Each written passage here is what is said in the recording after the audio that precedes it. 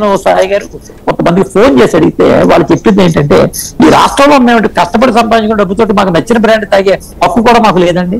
20-25% మద్యపాన ప్రియులు ఇందాక రాజశేఖర్ గారు ఉదహరించినట్టు మద్యపాన ప్రియులకి ఒక రకమైనటువంటి నిరాశ నిస్పృహంతో ఏర్పడింది.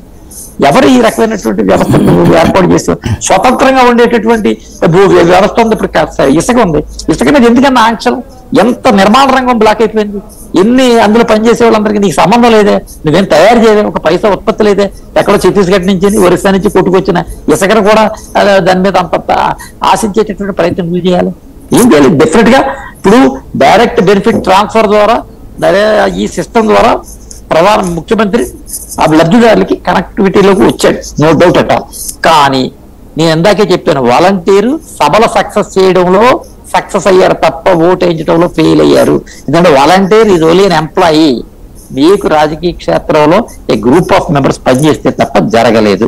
అదని కూడా ఆలోచన చేసుకోవాలి. దానికి వాళ్ళు ఆలోచన చేసుకుని రివ్యూ చేసుకుని దాని మీద కూర్చుని ఆయన కూడా సమీక్షించాలి. కానీ ఆయన సమీక్ష అని చెప్పి కూడా ఆయన టీము, ఆయనకు సంబంధించినటువంటి ఐపాక్ టీము వాళ్ళతో జరిపించారు తప్ప గ్రౌండ్ లెవెల్ కార్యకర్త యొక్క ఆలోచన విధానాన్ని తీసుకోలేకపోయినా డబ్బులు ఇచ్చారు కాబట్టి ఈ ప్రభుత్వం వల్ల కొంత పేదరికం తగ్గిందని కేంద్ర ఆర్థిక మంత్రి డైరెక్ట్ గా డిక్లేర్ చేసి వాళ్ళందరికీ direct benefit transfer every year 1 lakh వస్తా ఉన్నప్పుడు ఆటోమేటిక్ గా పెర్ క్యాపిటా ఇన్కమ్ రేజ్ అయినప్పుడు ఆ రాష్ట్రంలో 11వ స్థానంలో ఉన్న పేదరికం ఇవాళ 5వ స్థానంలోకి 6వ స్థానంలోకి ఆంధ్రప్రదేశ్ పెరిగింది. కాబట్టి ఈ అభివృద్ధి అనుకుంటే అలాగే వ్యక్తిగత అభివృద్ధి వేరు, స్థూల అభివృద్ధి వేరు, సామాజిక అభివృద్ధి వేరు.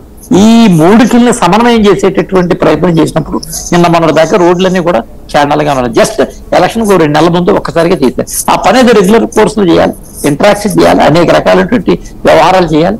కొన్ని చేయలేదంటే కొన్ని చేశారు, కొన్ని చేయకూడని పనులు కూడా చేశారు. కానీ ఎమోషన్ బౌండింగ్ పోటరు ఇప్పుడు ఇందాక రాజశేఖర్ గారు చెప్పినట్టు ఈ వ్యవహారాలన్నింటిలోనూ కూడా వాళ్ళు ఇన్వాల్వ్ అయిపోయారు. మీకు ఈ ఎన్నికల్లో ప్రభావితం చేసేటటువంటి అంశాలు ఏమంటే 1952లో ఎన్నికలు ఎందుకు గెలిచిందని కాంగ్రెస్ పార్టీ స్వాతంత్రం తెచ్చింది కాంగ్రెస్ పార్టీ కాబట్టి. 56లో ఎందుకు గెలిచింది? ఆనాటి వాళ్ళు ఇంకా తరం కొనసాగింది. 61లో చైనా యుద్ధం, 66లో తాష్కెంట్ ఒప్పందం, లాల్ బహదూర్ శాస్త్రి మరణం, 71లో పాకిస్తాన్ బంగ్లాదేశ్ యుద్ధం, 75లో ఎమర్జెన్సీ విధించి వీళ్ళందరూ లోపలేశారు కాబట్టి 77లో జనతా గవర్నమెంట్ గెలిచింది. 80లో ఇందిరాగాంధీ లోపలేశారు కాబట్టి ఇందిరాగాంధీ గెలిచింది. 84లో ఇందిరాగాంధీని చంపేశారు కాబట్టి ఆవిడ గెలిచింది. 89లో మిక్స్డ్ వెర్టిటీ వచ్చింది. 91లో రాజీవ్ గాంధీని చంపేశారు కాబట్టి వచ్చింది. 96లో వాజ్పేయి గారు 13వ రోజు పాలన చూశారు.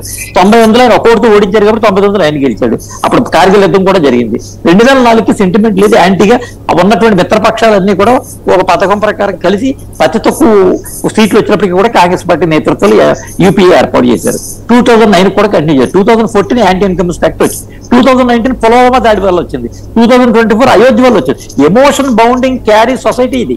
ఇక్కడ మీకు ఏదో చేశాడు నరేంద్ర మోడీ గారు ప్రపంచంలో అగ్రస్థానాన్ని తీసుకెళ్లిపోతే ఆయన పెళ్లి చేసుకోకుండా ఉంటే 20 సంవత్సరాలు బట్టి ఒక్కరోజు కూడా కష్టపడకుండా ఆయన ఏ రోజు సెలవు పెట్టకుండా పనిచేస్తున్నాడంటే ఆయన పని పాట లేదనేటటువంటి జనం ఎక్కువ ఉంటారు. అంతేకాదు ఎమోషన్ బౌండింగ్ లేదు. ఇవాళ కరోనా వచ్చింది, నువ్వు బతకడానికి మందు ఇచ్చాడయా అంటే అది పట్టించుకునే పరిస్థితి లేదు. ఎమోషన్ కాంటాక్ట్స్ చాలా ఇవన్నీ పోయినాయి.